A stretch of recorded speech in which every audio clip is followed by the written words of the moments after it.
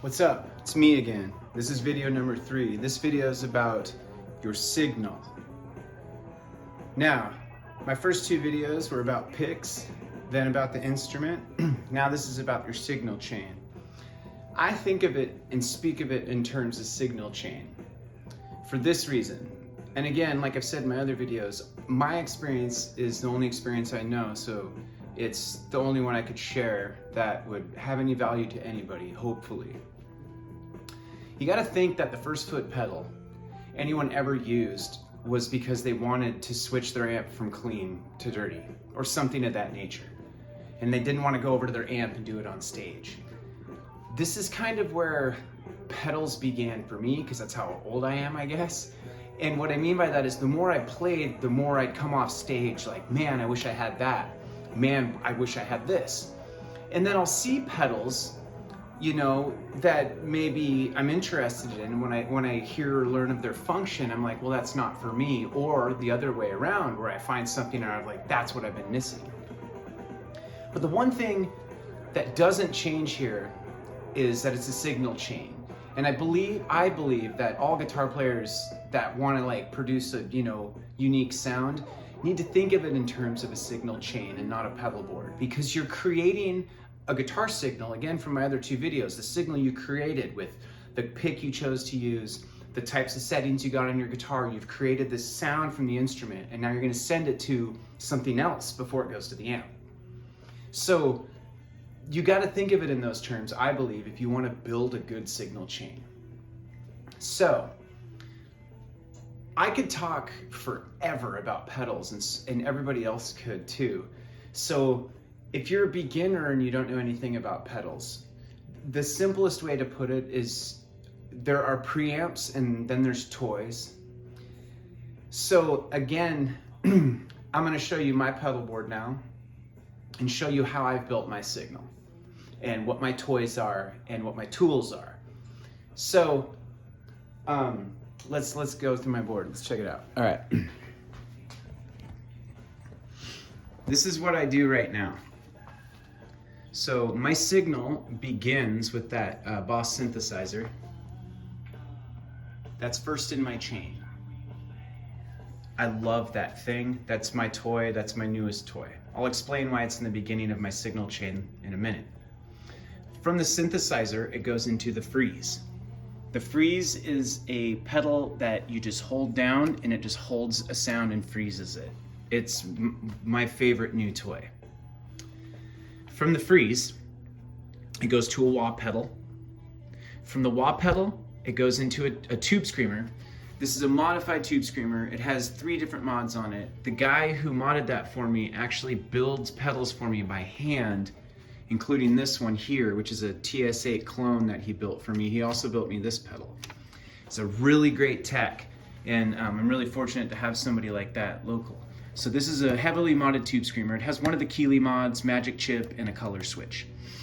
From the tube screamer, it goes into this Korg. This Korg I'll talk about in a minute. Dimebag Daryl actually, there's a poster of him endorsing this pedal. I don't know if he actually ever used it. I use it for my gain stage, and the best way to look at it for now is this is just my gain, another gain stage like the tube screamer. From this whole signal I created right here gets compressed. It's unconventional, and I'll talk about that in a minute, why I have a compressor at the end of my effects and gain stage.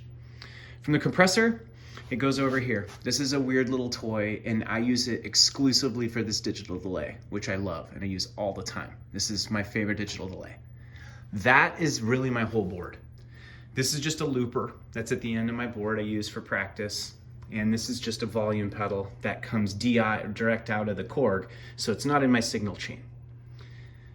Okay, so what's the big deal? The big deal is just this.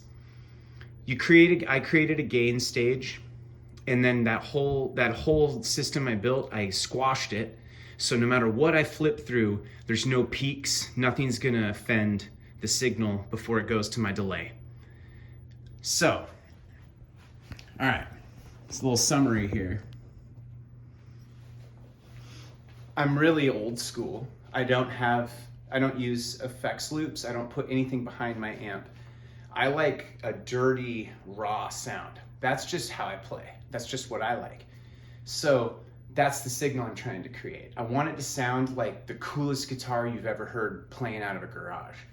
That's the best way I like to describe it, you know?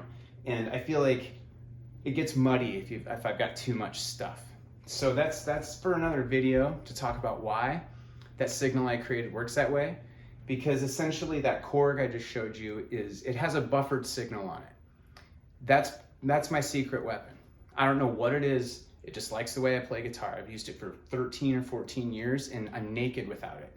I don't even use the effects on it. I just use the buffered signal of the pedal itself. It's never bypassed. That combined with my gain stages and the way my guitar is built, I just like the result. So, and another thing, as I've said before, is I just follow my ear. And that's actually back to the point of how a pedal board, in my opinion, should be built. If you're looking for something specific, just follow your ear. And you'll know what you need when you need it. If you want something behind your amp, you'll hear it, you'll know it. And you'll be like, man, what am I missing? You'll talk to some friends and be like, dude, you need to, put your delay behind your amp, or you need a wet dry rig, or whatever. But if you're listening and just reacting to what you're hearing, you'll find what you're looking for. And to finish, one more thing is, I think, obviously I'm alluding to that I think there's a ton of misunderstanding about foot pedals, and that's okay. I was there too. I think everybody's ignorant about something, and ignorance not bad too. Doesn't mean that because you don't know anything about pedals that you can't do something great or produce cool sounds. But I think there's misconceptions, and if you just follow your ear, it doesn't matter. It doesn't matter what reverb, what delay it is, what this pedal, that pedal, the $5,000 clone or the $40 clone, because at the end of the day, it really comes down to signal. And if you didn't have a good signal to begin with, or a good place to send it, it's gonna sound like what you hear. And if you don't like it, it's not good enough. So, all right, see you next time.